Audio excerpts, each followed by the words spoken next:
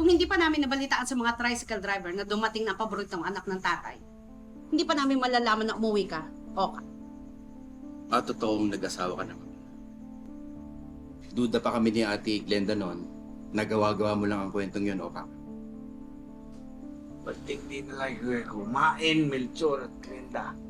Ano ba ang pakay nyo rito? Tay, kakarating lang namin. Gusto mo na ba kami paalisin? Isa pa, busog ako. Pa rin, ho. Ano? Sawa na kayo sa isda? Di balita nga, patatayo nyo ng apartment yung palayan ng tatay nyo eh. Hindi naman nabalitaan yan, Robert. May nakausap na kayo na architect at engineer. Kalokohan yan. Buhay pa ako, pinagpaplanuhan nyo na ang mga ari-arian ko. Pag sa amin kayo nakakarinig ng balita, minamasama ninyo. Bakit itong bunso ninyo? Kaya lang naman umuwi yan dito para ikubra yung pamana niya, di ba?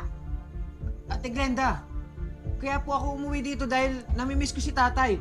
At saka wala akong alam dyan sa ari-arian na pinagsasasabi ninyo.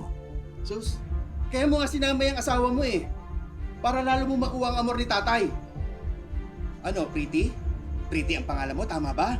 Kuya, huwag naman ganyan. Walang kinalaman si Pretty dito eh. Ay, excuse me lang ho Kuya Melchor at saka Ate Glenda.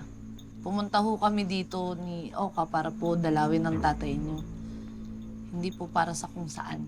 Hindi po namin alam yung mga pinagsasabi niyo eh. At saka para makalanghap po kami ng sariwang hangin. Kasi sa Maynila ho kasi puro polusyon na. Hindi ko ho alam na nakarating po pala yung polusyon dito at ang mga basura sa probinsya niyo. Wisit na babae ito Baka nakakalimutan mo, ha? Hindi mo to teritoryo. Sampit ka lang dito.